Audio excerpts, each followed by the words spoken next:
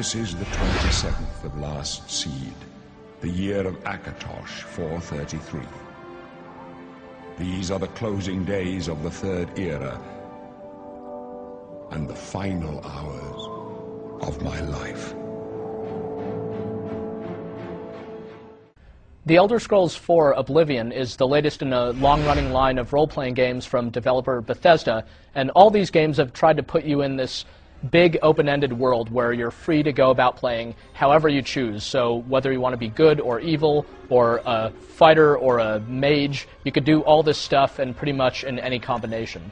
The difference is primarily that The Elder Scrolls IV is a much, much better game than any of its predecessors, and there have been some really good games in this series in the past.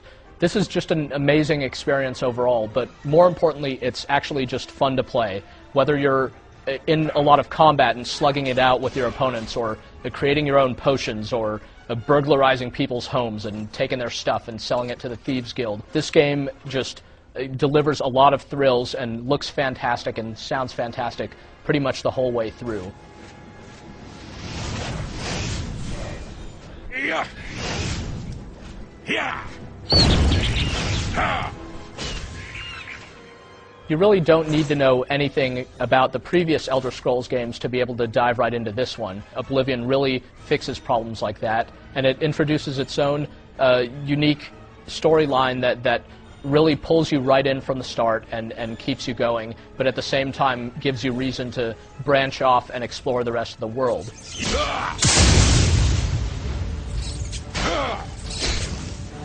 Like the other Elder Scrolls games, Oblivion takes place in the fantasy world of Tamriel, specifically in the imperial province of Cyrodiil. It's basically this big chunk of landmass where there are a whole bunch of different cities, including a main imperial city, and all this stuff off the beaten path, various dungeons and so on and so forth. This is, in many ways, your traditional fantasy world with character races like elves and orcs and things like that, and yet it definitely has its own culture and history, and you get that feeling very early on. It's really pronounced through the entire game, where you're finding bookcases on the walls where you can stop and read different books about the history of the world, but you know, if that's too dry for you, you can just move on. The story of the game involves you somehow becoming wrapped up in this plot to assassinate the Emperor and basically undermine the entire imperial political regime. So you end up searching for the illegitimate son of the Emperor and kind of helping him out as he works to stop this invasion that's basically from hell. You've got these things called Oblivion Gates opening up all over the world, and all kinds of really horrible monsters and demons pouring out of them, and you're just trying to figure out a way to stop these things. But in addition to this main quest, there's a whole bunch of other stuff you can do, like join different factions and basically solve a whole bunch of people's different problems, and even just go off questing on your own, whether you're hunting animals or stealing from the rich and giving to the poor, or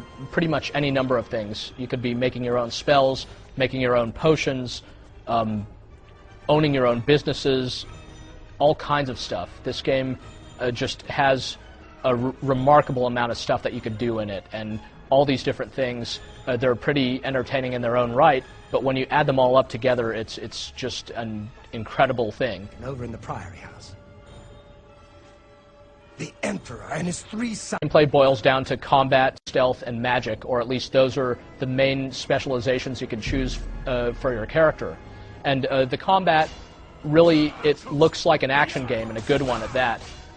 It's a lot of toe-to-toe battling. It's pretty simple, where you just press the attack button lightly for quick attacks, or you press and hold it for power attacks. As you gain more skill and different weapons, you gain power attacks that can disarm your opponent or paralyze them or knock them down. It's not complicated, but it's definitely fun and intense, and just seeing the way some of the physics play out, you know, smashing an enemy with a warhammer and watching them fall down the stairs, that stuff can be really satisfying in any given moment and just over a long period of time as well. There's also some solid ranged combat in this game. You could snipe at foes with a bow and arrow, or using destructive magic.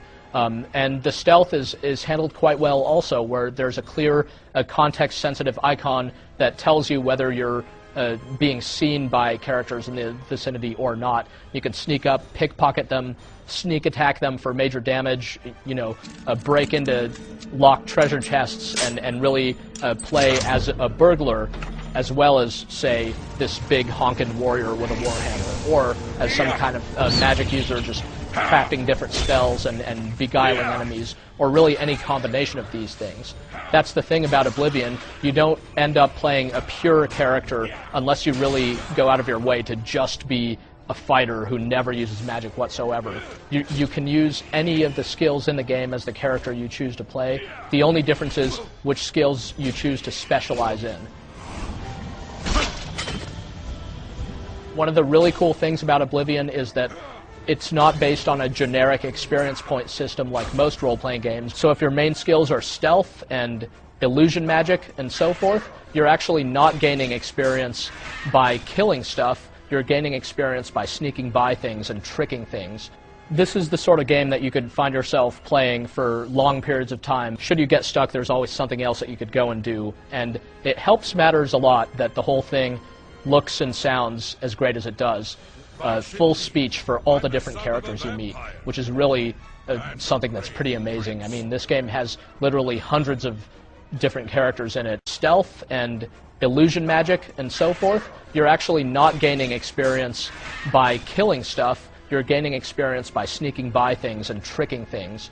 This is the sort of game that you could find yourself playing for long periods of time. Should you get stuck, there's always something else that you could go and do. And it helps matters a lot that the whole thing looks and sounds as great as it does. Full speech for all the different characters you meet, which is really something that's pretty amazing. I mean, this game has literally hundreds of different characters in it. They're all introducing themselves to you and have their own unique face, and they lip sync their speech and have a little glint in their eye. They're really quite believable, and that's made possible by the high quality full speech throughout the whole game.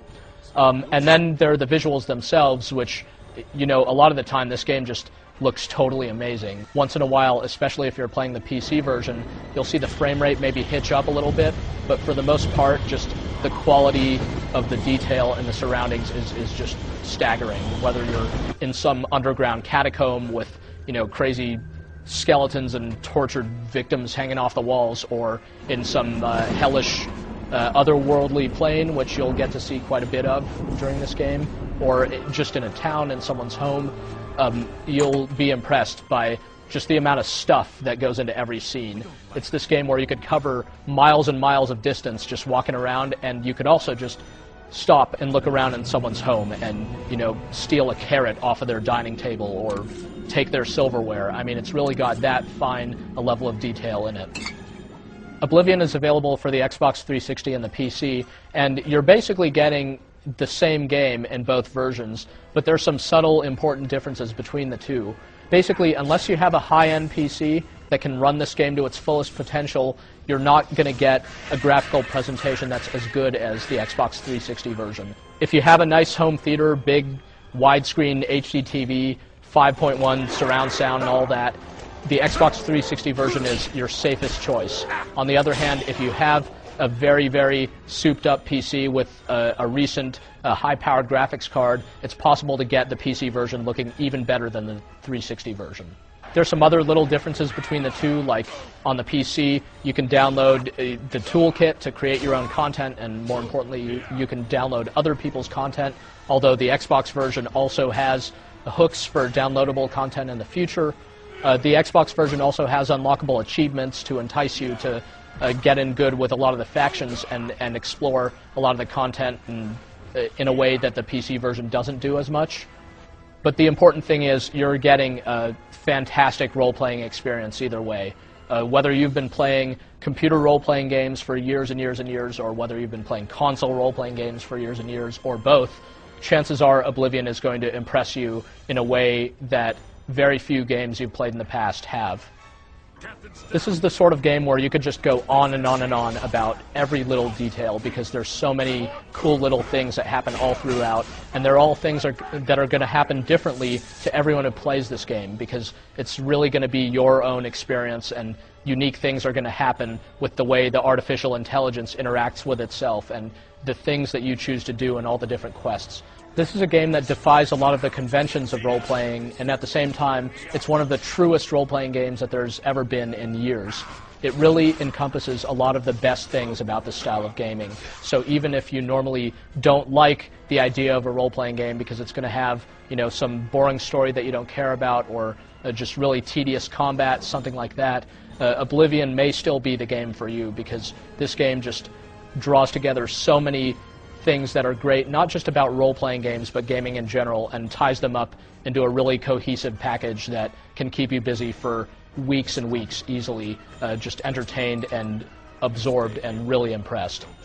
There's just so much content, so much almost overwhelming variety that this game just blows away pretty much anything similar. Barely anything even comes close.